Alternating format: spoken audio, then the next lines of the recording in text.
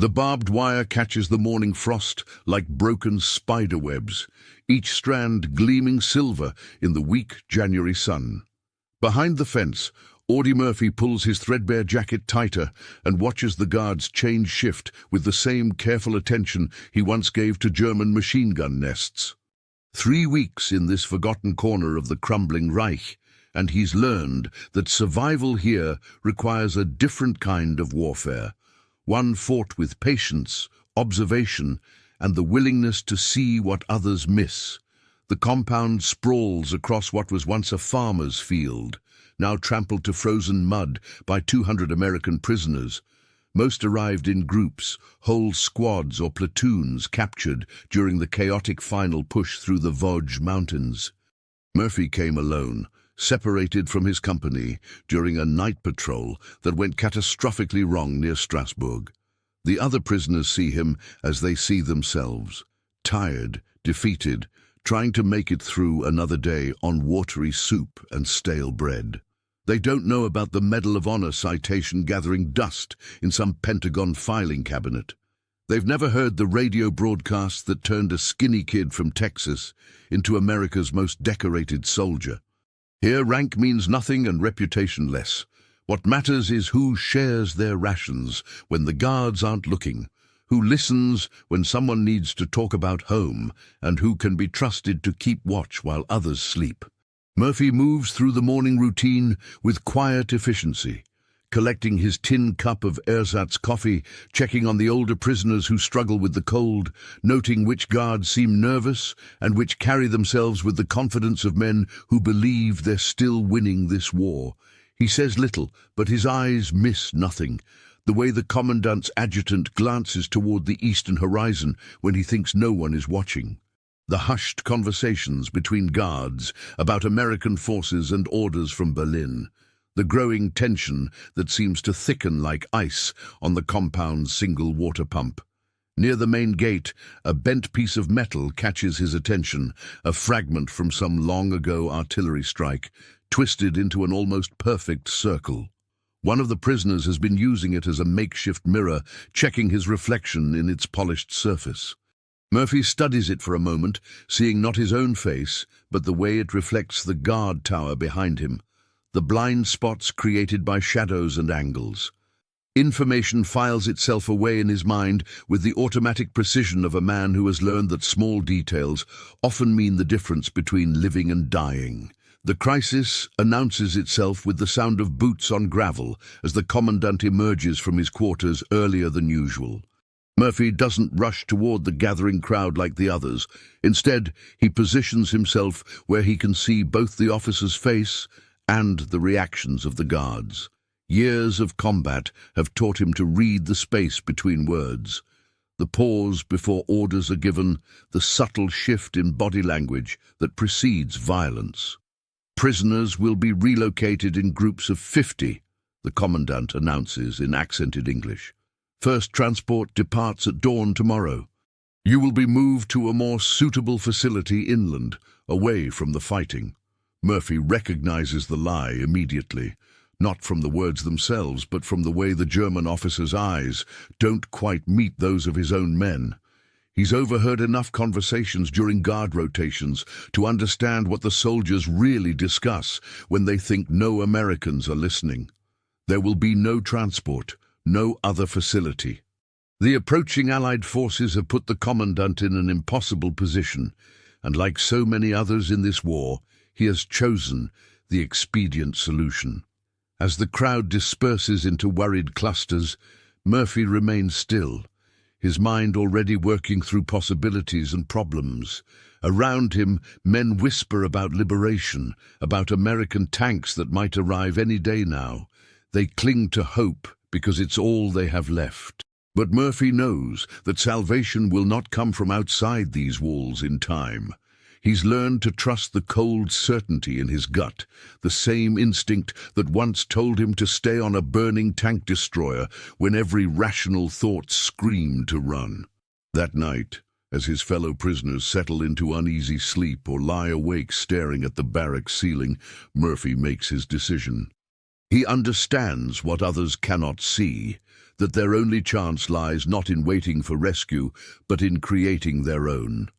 The quiet kid from Texas, the one they barely notice during the day, begins to move through the barracks with careful purpose.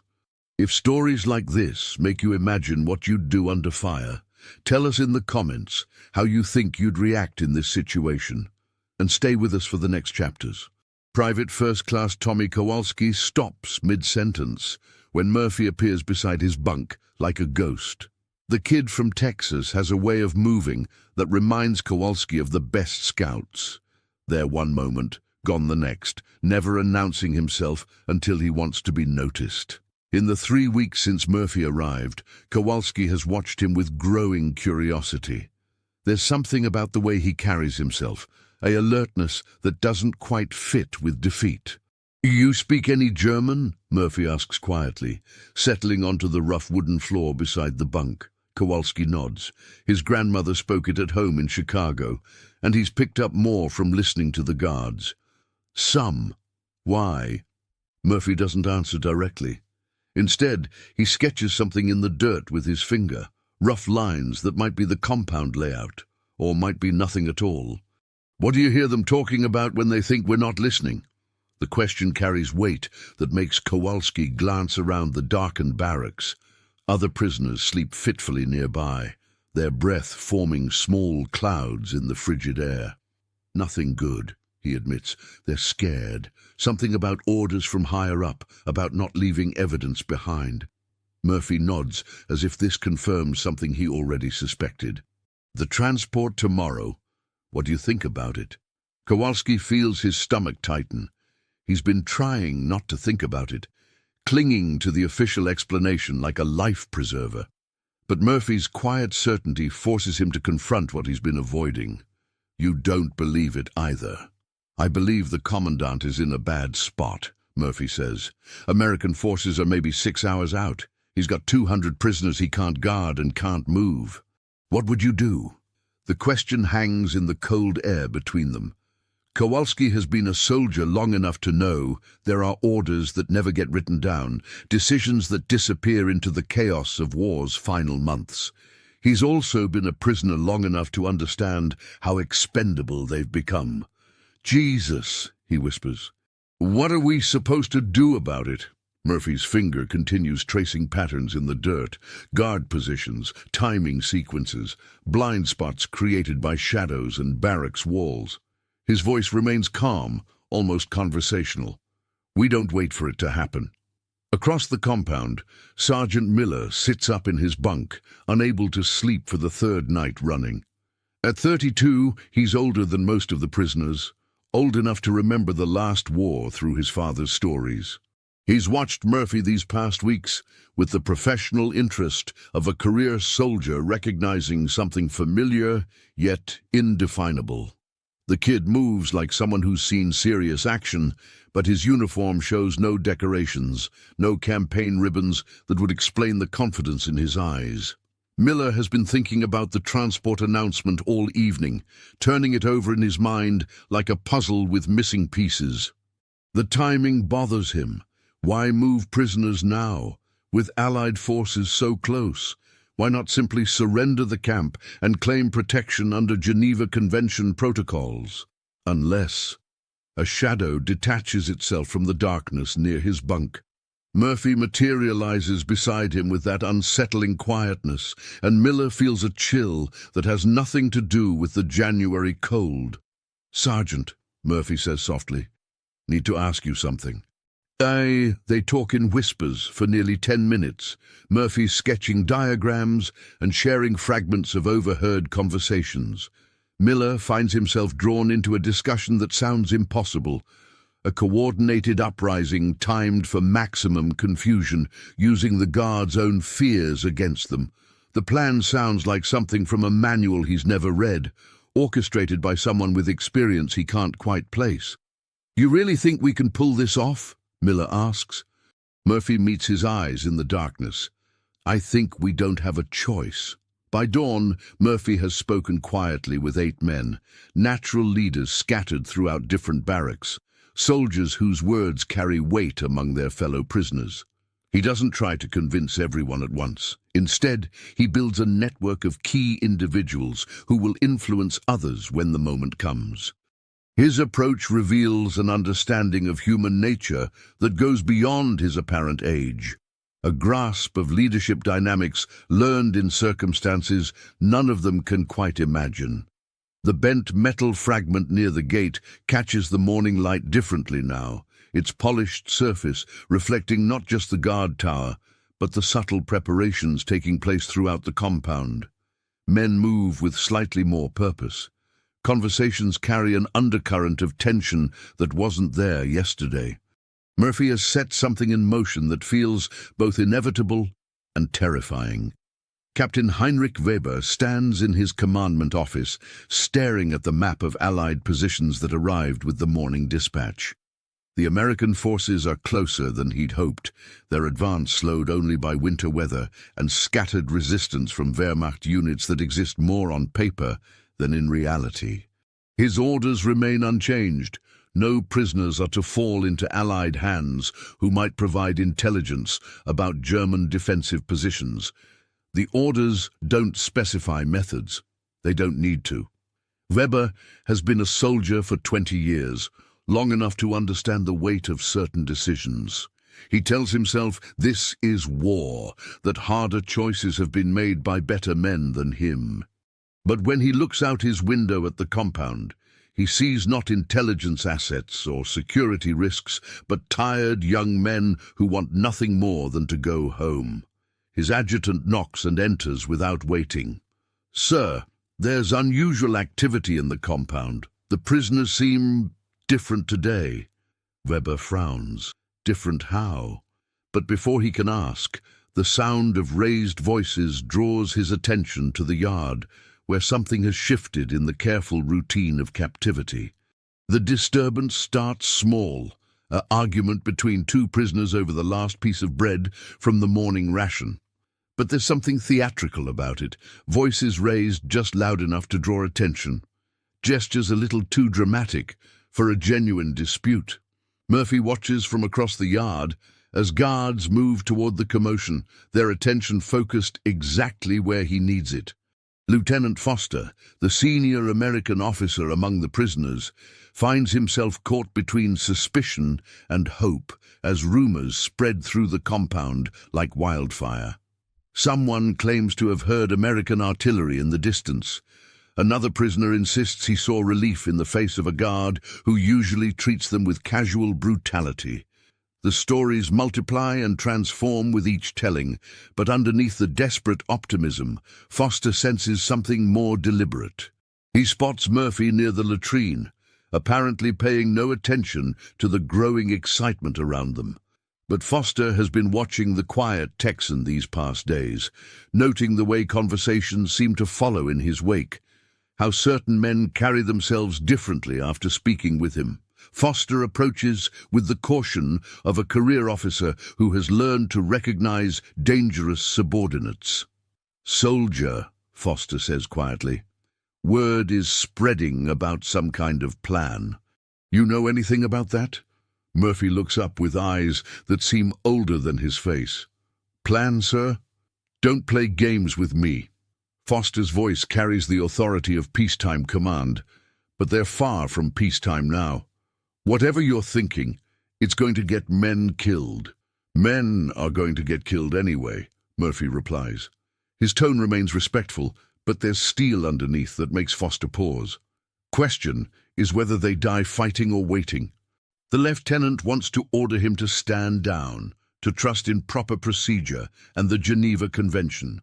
But 3 weeks of captivity have taught him the limits of regulations when facing men who recognize no law but necessity. And something in Murphy's calm certainty suggests this isn't the first time he's weighed impossible odds against unacceptable alternatives. Across the compound, Tommy Kowalski struggles with his own doubts as he plays his assigned part in Murphy's choreographed chaos. A series of small incidents unfold in careful sequence. A prisoner collapsing near the main gate, apparently from malnutrition, drawing medical attention and requiring guards to unlock sections of the compound normally kept sealed. Another man begins what appears to be a nervous breakdown, ranting loud enough about American bombers to force the guards into confused discussion about whether this constitutes intelligence they should report. Each incident feels natural, born from the genuine desperation and fear that pervades the camp. But Kowalski recognizes the pattern now, the way individual actions combine into something larger. It reminds him of complex military operations he's heard described but never seen executed, except those were planned by staff officers with maps and radios, not by a quiet kid whose background remains a mystery. The bent metal fragment near the gate serves as an unofficial signal system. When it catches the light at certain angles, men throughout the compound know their moment is approaching. It's a small detail, but Murphy has learned that revolutions often turn on small details. A forgotten lock, a guard distracted by false emergencies, the split second when training overcomes fear. In his office, Captain Weber reviews the morning reports with growing unease. Nothing dramatic has occurred, no direct challenges to his authority or obvious escape attempts. But his 20 years of military service have taught him to recognize the subtle shift that precedes real trouble. The prisoners move differently today. Their conversations carry undertones he can't quite identify, and his own guards seem more nervous than usual. Weber's adjutant brings word that American artillery has been heard to the east, not close enough for immediate concern, but near enough to remind everyone that this war is entering its final phase. The captain stares at his orders again, reading between the lines for guidance that isn't there. He's expected to solve this problem before American forces arrive, but the methods are left to his discretion. A career soldier learns to recognize certain moments: the pause before an assault, the silence that precedes surrender, the instant when normal rules cease to apply. Weber feels that moment approaching like a storm front and realizes he's no longer entirely in control of events within his own command. Sergeant Miller moves through the afternoon routine with hands that shake slightly as he performs his assigned tasks. Murphy's plan requires precise timing and absolute trust among men who barely know each other. One mistake, one moment of panic or hesitation, and the entire compound becomes a killing ground. Miller has seen enough combat to understand both the necessity and the terrible risk of what they're attempting. But he's also seen Murphy work. The quiet competence, the ability to read situations and people with uncanny accuracy. There's something about the young soldier that inspires confidence even in the face of overwhelming odds. Miller doesn't know Murphy's history, but he recognizes the mark of someone who has faced the impossible before and found a way through. As evening approaches and the moment of decision draws near, the compound settles into a tension that feels almost electric. Men who have spent weeks in passive captivity suddenly carry themselves like soldiers again. Not because they're certain of victory, but because they've been reminded that surrender isn't the only option. The guards sense the change without understanding its source. Conversations become more cautious, patrols more frequent, weapons checked and rechecked. Weber doubles the watch and restricts prisoner movement, but the damage is already done. Murphy has planted something in the compound that can't be contained by orders or armed force. The idea that men can choose how their story ends. Would you follow the orders exactly, or trust what your own eyes and instincts tell you in a moment like this?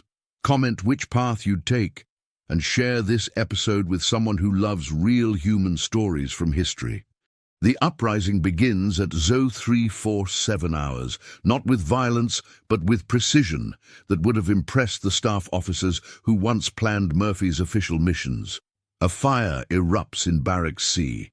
Nothing dramatic, just oily rags smoldering near the heating stove, filling the building with enough smoke to trigger genuine panic among guards who fear sabotage more than direct confrontation. Murphy positions himself near the armory as planned, watching the choreographed chaos unfold with the calm focus of a man who has learned to function while other men break. The German guards react exactly as he predicted, rushing toward the loudest disturbances while leaving key positions momentarily vulnerable. Years of combat have taught him that most people, even trained soldiers, follow their instincts toward obvious threats while missing the real danger moving quietly in the shadows. Tommy Kowalski plays his part with hands that tremble from more than cold, creating a medical emergency that requires 3 guards to respond. His performance draws from genuine fear, of discovery, of failure, of the terrible consequences if Murphy's impossible plan falls apart. But underneath the terror lies something he hasn't felt in weeks of captivity: agency, the ability to act rather than simply endure. The bent metal fragment near the gate catches the light from emergency lanterns as guards rush past, its reflection serving as Murphy's final signal. He moves toward the armory with 3 other prisoners: Miller, a demolition specialist named Henderson, and a combat engineer who understands locks better than their manufacturers intended. Each man carries himself with the careful purpose of soldiers who have accepted that survival depends on the next few minutes. What follows tests every lesson Murphy learned in 2 years of fighting across Europe, from the beaches of Sicily to the frozen forests of the Vosges Mountains. The armory door yields to Henderson's expertise while Murphy keeps watch, his eyes tracking guard positions with the automatic awareness of someone who has spent months calculating kill zones and escape routes. But this isn't about killing. It's about leveraging chaos into opportunity, turning the enemy's fears against them.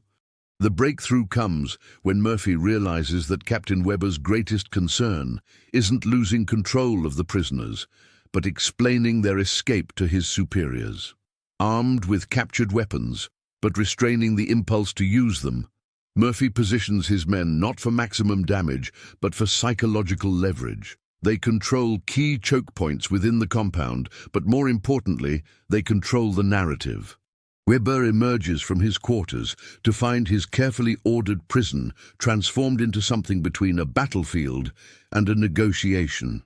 American prisoners hold defensive positions throughout the compound, but they haven't killed anyone.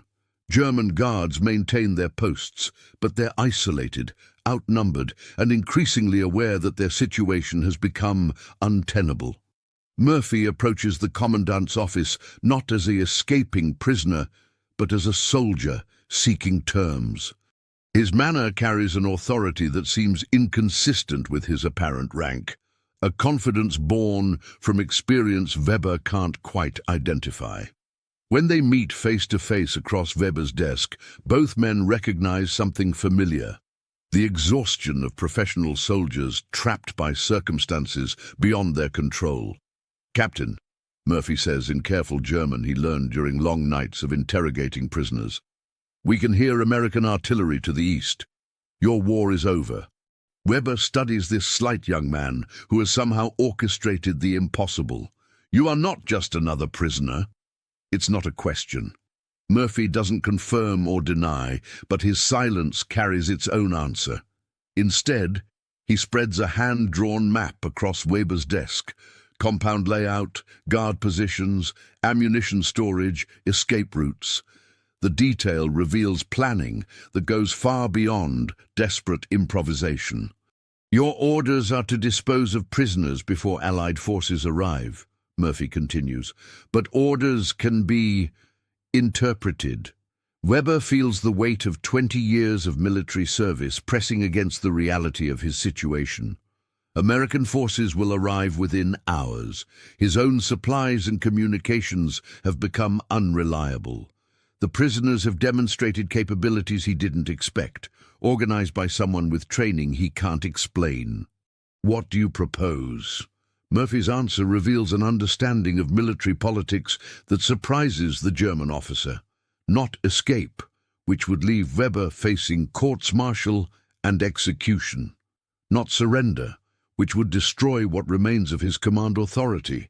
Instead, a careful choreography that allows both sides to claim victory while avoiding the massacre that seemed inevitable hours earlier.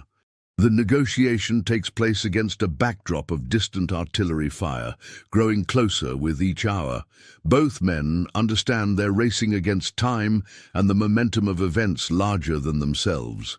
Weber finds himself dealing with a prisoner who speaks like an officer, thinks like a strategist, and carries himself with the quiet confidence of someone who has faced impossible odds before. As dawn breaks over the compound, American prisoners move through the gates, not as escapees, but as men being transferred under guard toward Allied lines, a fiction that preserves Weber's authority while ensuring their survival. The bent metal fragment lies abandoned near the gate, its polished surface reflecting the pale morning sky, and the faces of men who have just rewritten what seemed like certain death. Murphy walks among his fellow prisoners with the same quiet demeanor he's maintained throughout captivity, but something has changed in how others see him. They don't know about medals or citations, but they recognize leadership when it saves their lives. The quiet kid from Texas has revealed himself as something more, though exactly what remains a mystery that will follow them long after the war ends. Behind them, Weber watches the evacuation with mixed feelings. He has avoided the massacre his orders implied while maintaining the fiction of control his superiors expect. But he wonders about the young American who made it possible, where such calm authority comes from, and what kind of war produces soldiers who can turn defeat into victory through sheer force of will. 3 days later, in a field hospital behind Allied lines, Murphy sits on the edge of a cot while a medic checks him for signs of malnutrition and abuse. The tent buzzes with the familiar sounds of war, radio chatter, the distant rumble of supply trucks, the urgent conversations of men planning the next phase of operations. It should feel like coming home, but Murphy finds himself oddly detached from the organized chaos around him. Lieutenant Colonel Harrison arrives with a cup of real coffee and questions that Murphy has been expecting. The intelligence officers want to know everything about the compound: guard routines, German morale, defensive positions, anything that might help with the final push into the Reich. But they're also curious about how 200 American prisoners managed to negotiate their own release from a commandant who had orders to ensure they never reached Allied lines. From what Captain Weber told our interrogators, you orchestrated quite an operation, Harrison says, settling into a folding chair beside Murphy's cot. Care to explain how a PFC managed to outmaneuver a veteran German officer? Murphy sips the coffee, bitter but wonderfully hot, and considers his answer. How do you explain that 3 weeks of captivity taught him more about leadership than any manual ever could? That watching desperate men cling to hope while facing extinction reminded him why he fights in the first place? That sometimes the only choice is between impossible action and certain death. Just did what needed doing, sir, Murphy says finally. Same as anyone would. Harrison studies this slight young soldier with growing recognition.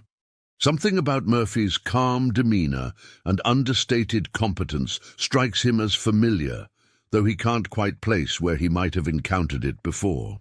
The after-action reports from Murphy's original unit mention a soldier who went missing during a patrol near Strasbourg, someone with an unusual service record and a tendency toward actions that defied easy explanation. Audie Murphy, Harrison says slowly, pieces falling into place. The Audie Murphy. The name hangs in the air between them like a bridge connecting two different wars. The public story of medals and headlines, and the private reality of a young man who has learned to carry impossible weight. Murphy's expression doesn't change, but something in his eyes suggests relief at being recognized for who he really is, rather than what he's accomplished. Tommy Kowalski overhears the conversation from a nearby cot and feels his understanding of the past 3 weeks shift dramatically. The quiet kid who organized their liberation isn't just another captured soldier. He's the most decorated American fighting man of the war, someone whose actions have been featured in newspapers across the country. But knowing Murphy's reputation somehow makes what happened at the compound even more remarkable. You could have escaped any time, Kowalski realizes. Could have gotten out alone. Murphy nods. Probably. So, why didn't you? The question carries weight beyond simple curiosity. Murphy has been asking himself the same thing, trying to understand why he chose to risk everything for men he barely knew, rather than slip away into the night as his training suggested.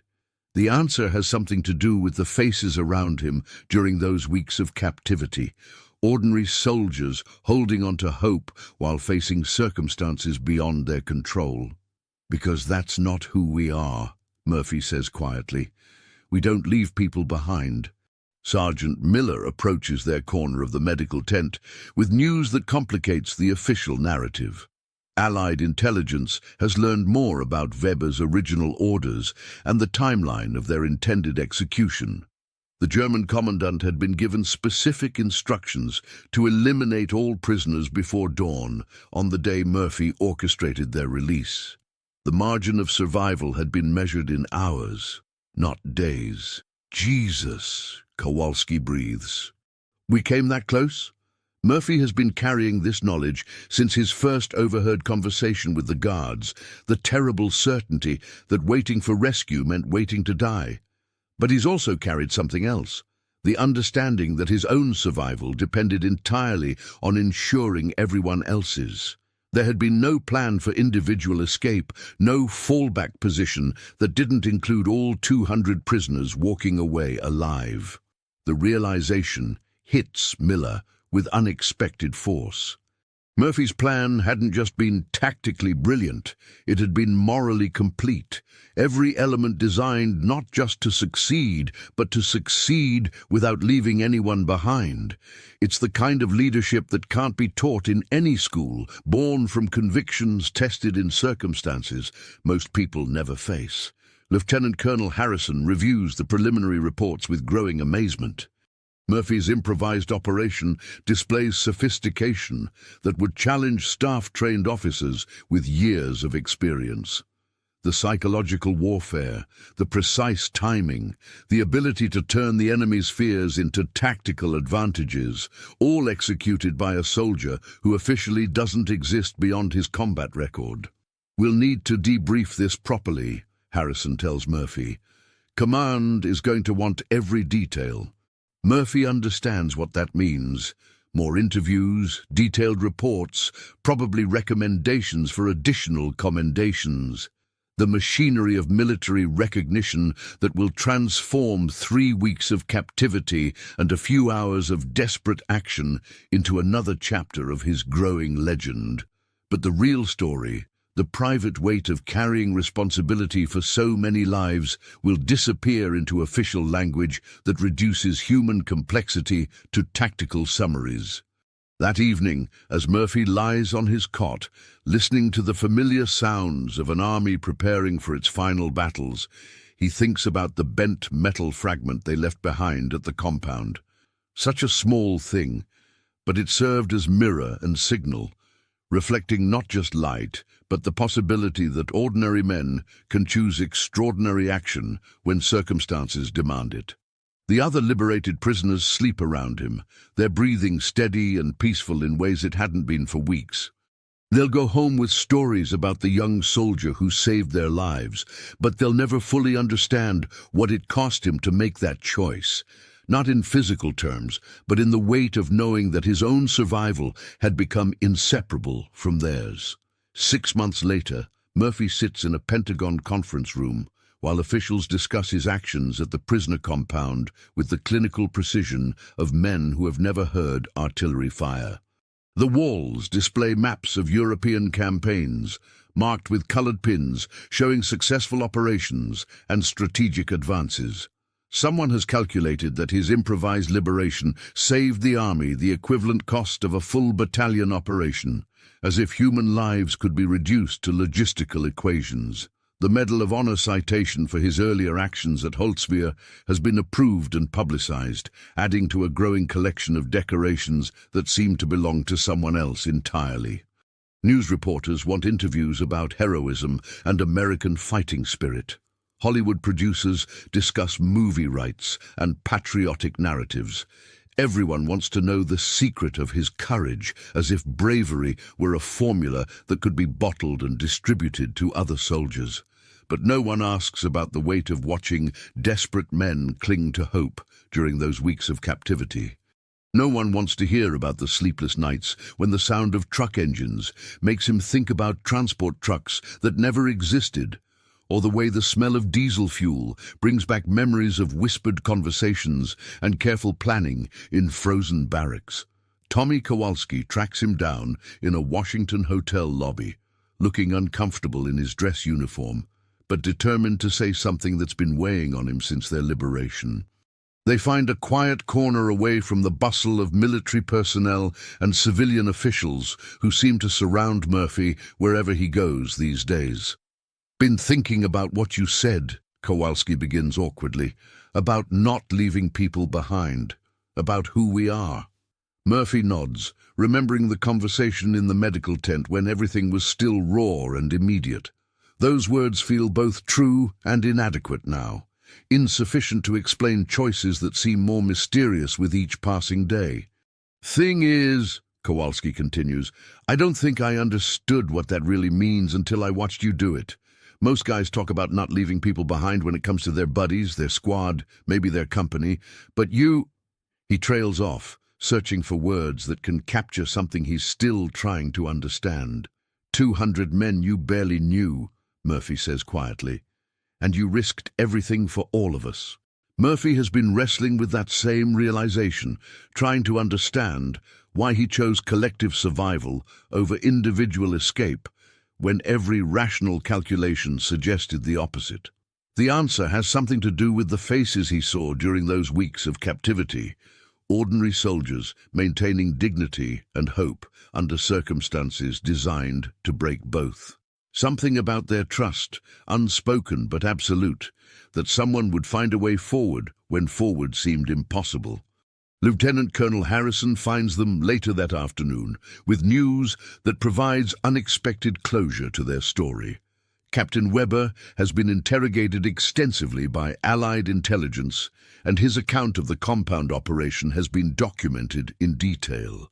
The German officer speaks with what seems like genuine respect about Murphy's tactical abilities and leadership under pressure.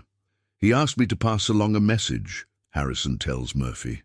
"Weber says you saved his honor as well as your men's lives, gave him a way to follow his conscience instead of his orders. The message carries weight that official reports can't capture." Murphy understands now that their survival had depended not just on tactical planning, but on recognizing the humanity in their captor, seeing Weber as a soldier trapped by circumstances rather than an enemy to be defeated.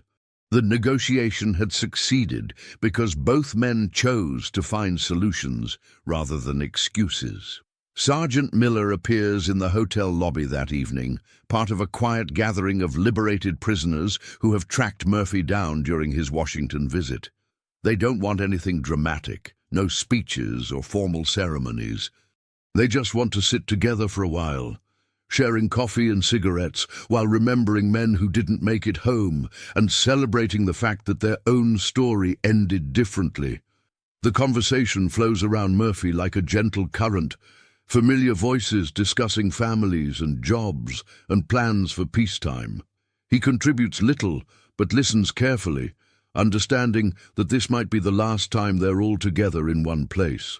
Soon they'll scatter across the country, carrying their memories into lives that will gradually obscure the intensity of those 3 weeks when survival depended on trusting a quiet kid from Texas with a plan that sounded impossible.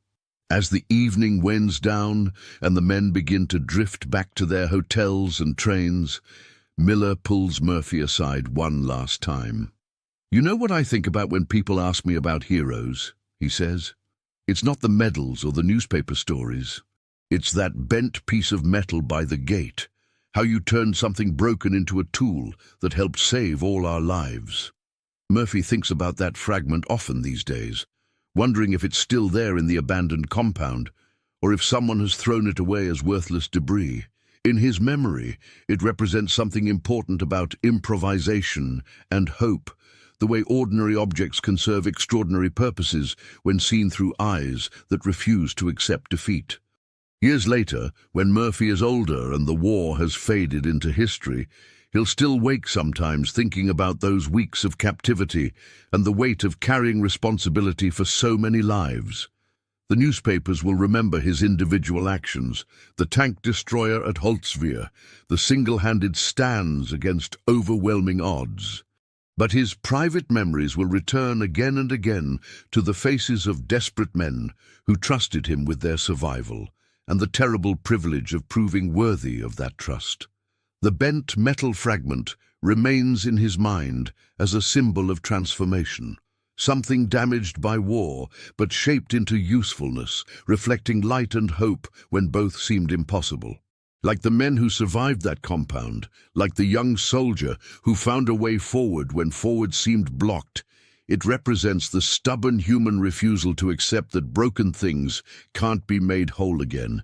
If this story reminded you that behind every medal there's a human being carrying memories we'll never fully see, subscribe to the channel, tell us which country you watch from, and invite someone to revisit history with us in the next story.